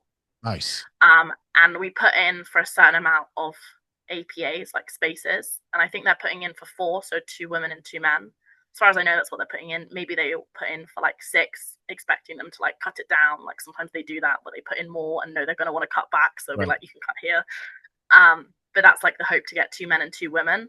And then the amount you get is based off of performance metrics. So like to get A funding, you have to get a medal at a World Championships or an Olympics. That's the only way to get A. So none of us are going to get A. Right. To get B, well, it's what it is, right? To get B, it's like medals at the World Cup level. So like I would be able to get A because I have individual and mixed team this year. AJ would be able to get, B. I'd be able to get B. AJ would be able to get B. There's some other bits that make it a little bit more like, uncertain. And then we have like C, and that's more like, you have good potential and you've maybe won a medal at more like a Grand Prix level or a European Championship level, etc. So It's got all these like performance metrics. And as you go lower down, it's less like concrete medals and more like we see potential in sort of thing. But that dictates what the money will be. Nice. So I expect it will probably be like 20 grand roughly, like people get, which is not like life changing, but makes a massive difference when you've been paying for everything for ages. Right. It means it will like pay for loads of your travel and maybe like indoor season and stuff like that, or even for people to go and see, like I see a chiropractor every like 3 weeks because I'm hypermobile, so my joints get really stiff and stuff. So I see a chiropractor for like my neck and everything. I'm like, I can pay for that. Right. Or if I want to fly over somewhere and see a coach or someone and like pay them for a day so I can learn stuff, like you can do stuff like that. So I think it'll be really cool, but we won't find out exactly what we get until April. Gotcha. Well, maybe we'll find out a bit earlier, but it won't get implemented till April. Okay. But it's going to be really different, and like we'll get access obviously to, like, I think some of the things is like you can use these certain gyms like all over the country, and you get access to all these other things that are only for Olympic people. Correct. So Correct. Membership has its privileges. So let me ask this, and this question is not just going to apply to you, and I don't want to be rude to anybody else in your, it's like Mikey Slosher.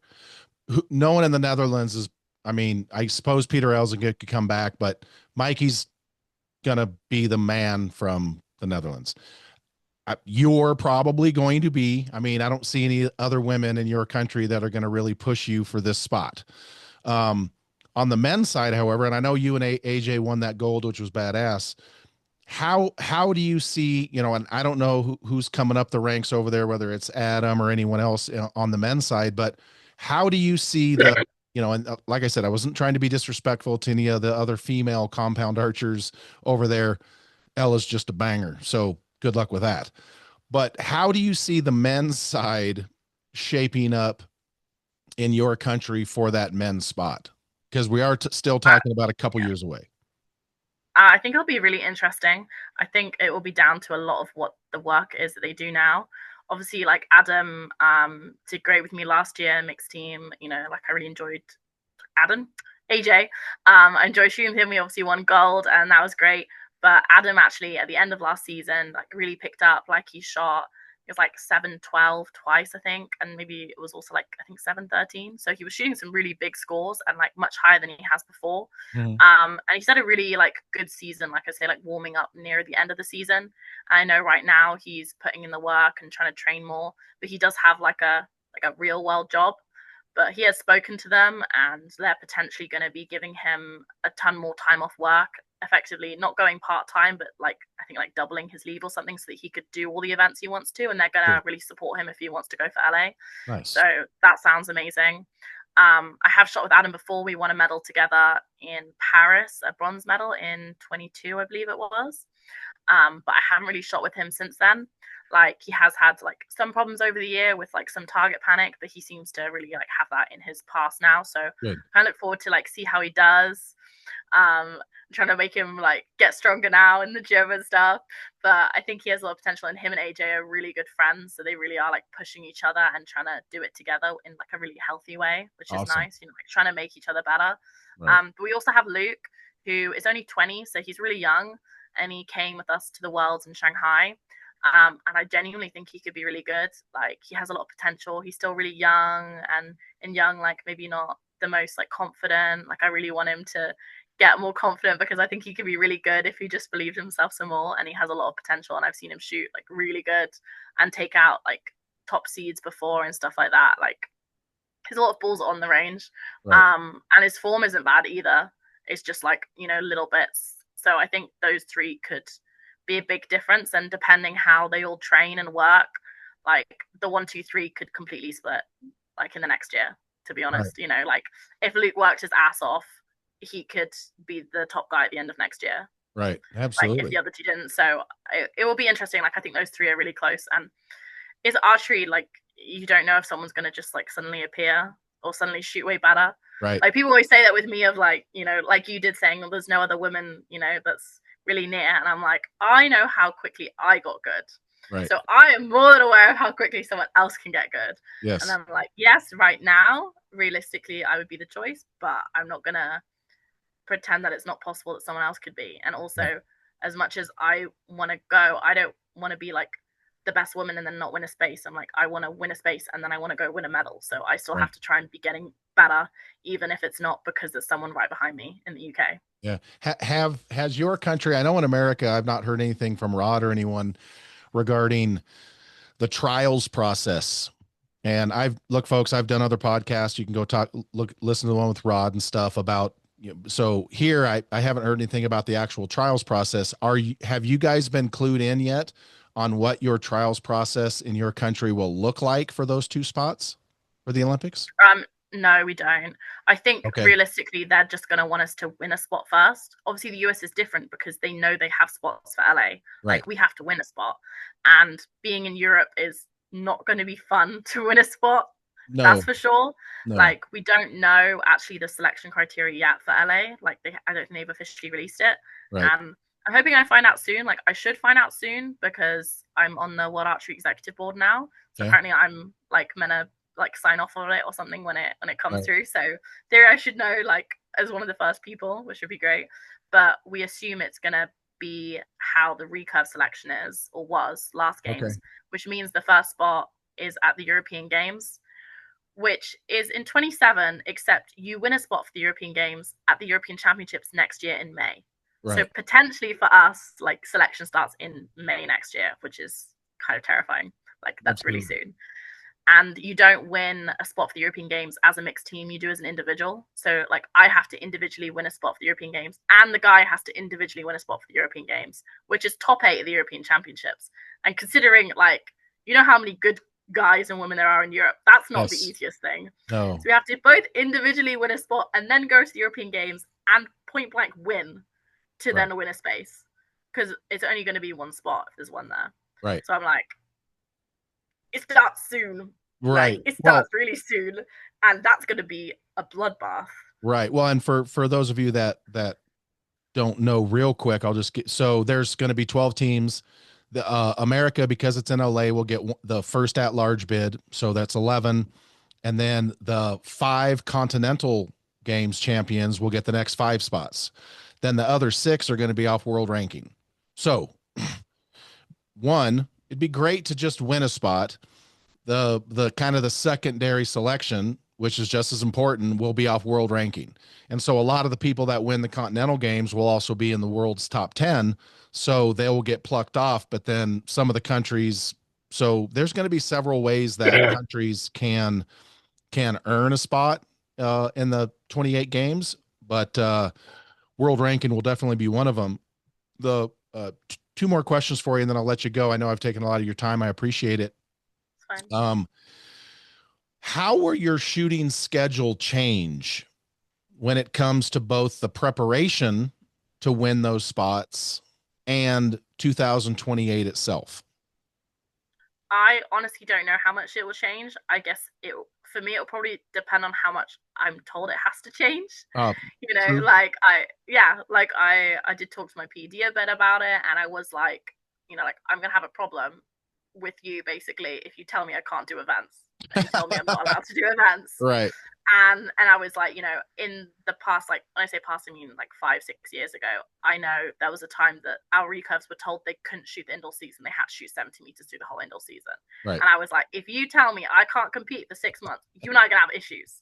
Like that's not happening, basically. Right. Poor man, like barely knows who he's up. Right. And he was like, I'm not gonna even remotely suggest you don't compete for 6 months. And he was like, I might suggest that you don't compete for 4 weeks or 5 weeks. I might be like, you need to step back a little bit on events. And he was like, I don't want to mess with any of your sponsorships and things, you know, that you have to go to, like, Right. you know, things like Vegas and stuff like that.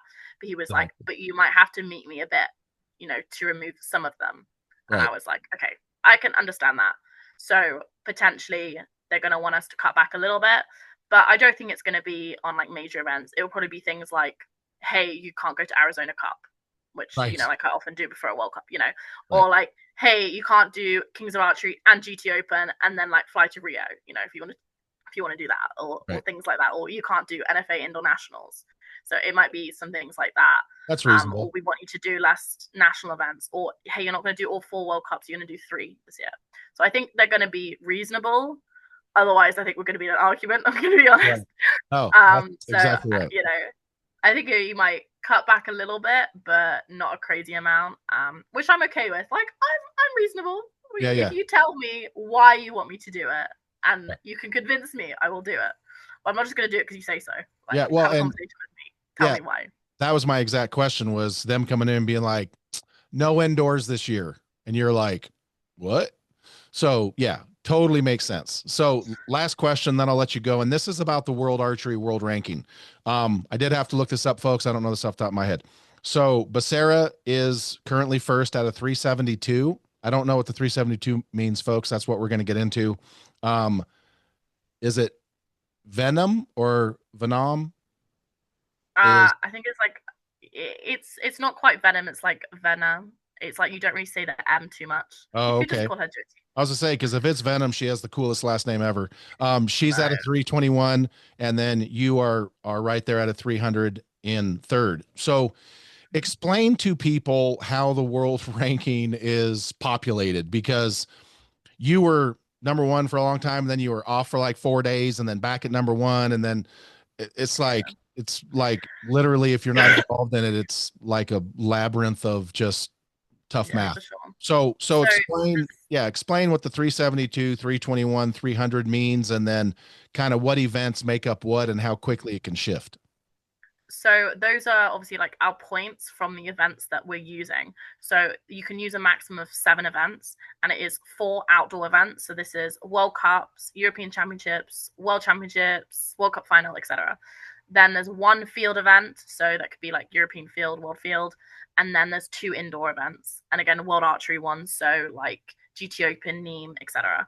And actually Vegas because it's been World Archery because of the indoor series. Mhm. And that's what makes up your full world ranking.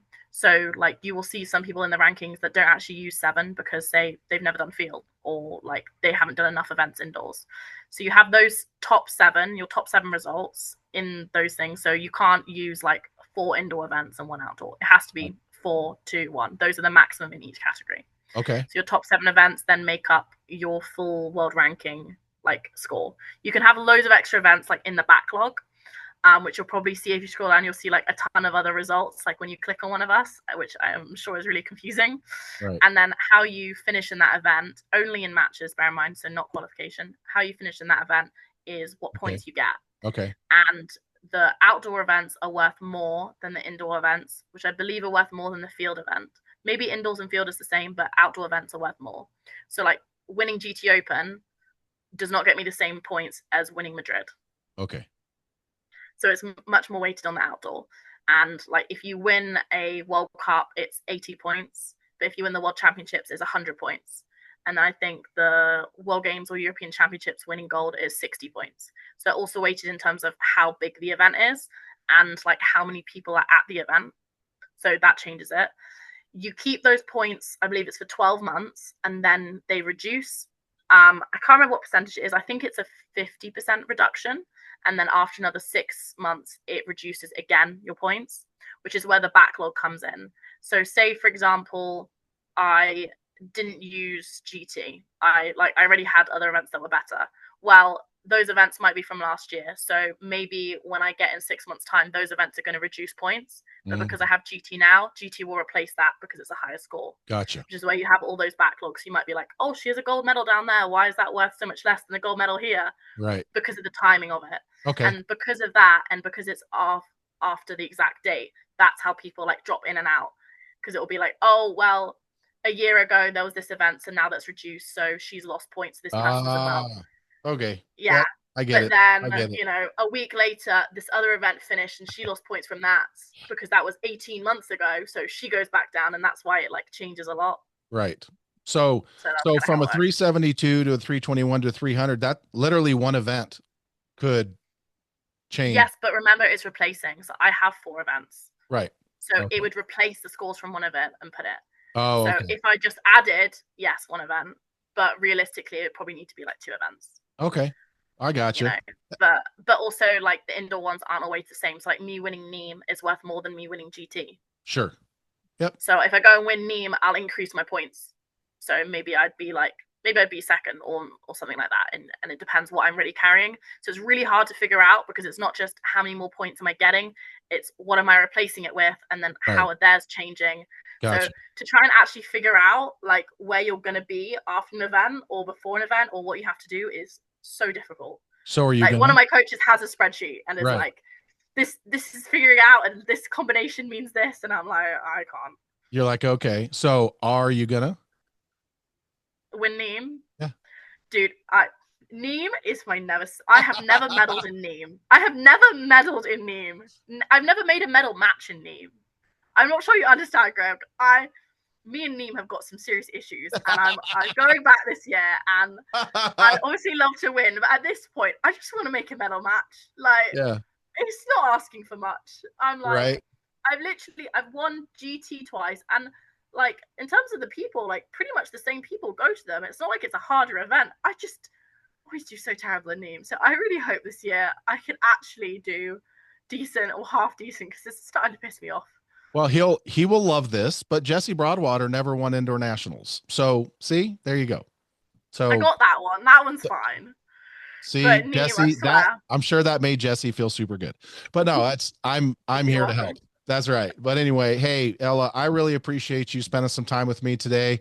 I am going to text Paige, and we're going to schedule another group podcast to talk about the other thing there. But I just want to say I'm super proud of you. You have done spectacular, not just in your shooting, but in your health journey, and you just got your head screwed on right. So keep up the good work, and let everybody know where they can keep up with Ella out there on the World Wide Web. You can find me on Facebook or on Instagram. It's just Ella Gibson's Archery. easy. There you go. Easy peasy. And when she's in the mood, she does bake some pretty fantastic, delicious And treats. don't worry, I will still bring brownies to Vegas and Lancaster. There you I will go. still bring them. You'll still get them. There you go. All right. That's John has been moaning. He's like, "You've barely baked this year," and I'm like, "Dude, I've been busy this year." right. Sure. I've got some stuff going on, people. Give me a break. But that's Ella Gibson, everybody. She is absolutely fantastic. If you see her at an event, she's super friendly. Not while she's shooting. Don't go talk to her while she's shooting. But go up, chit chat with her. Her coach, John Nod, is also a great guy. But it's going to be a very, very interesting next couple of years in our sport, especially on the compound side. I know that there's a lot of things happening in the sport and the industry itself, but I think when people and I've been screaming it from the mountaintops, and I think a lot of people, especially here in America, don't quite grasp how huge the Olympic thing is for compound. But starting next year, you're going to start to see it. So I wish Ella the very best. It's going to be fun to watch. She's always putting in the work. She earned her spot. So ain't nobody giving anybody anything out there. And so Ella's certainly went out there and taken it. Yeah. Anyway, uh, Taken. I taken. think taken. She's taken it. She's smart too. See that? She's got a brain. And so, but that's going to be it for the podcast today, everybody. If you're traveling after the holiday in America or anywhere else this weekend, just be safe. Just be safe out there, everybody. You guys know the drill. We want to hear from you, not about you. And as always, everybody, love, peace, and chicken grease.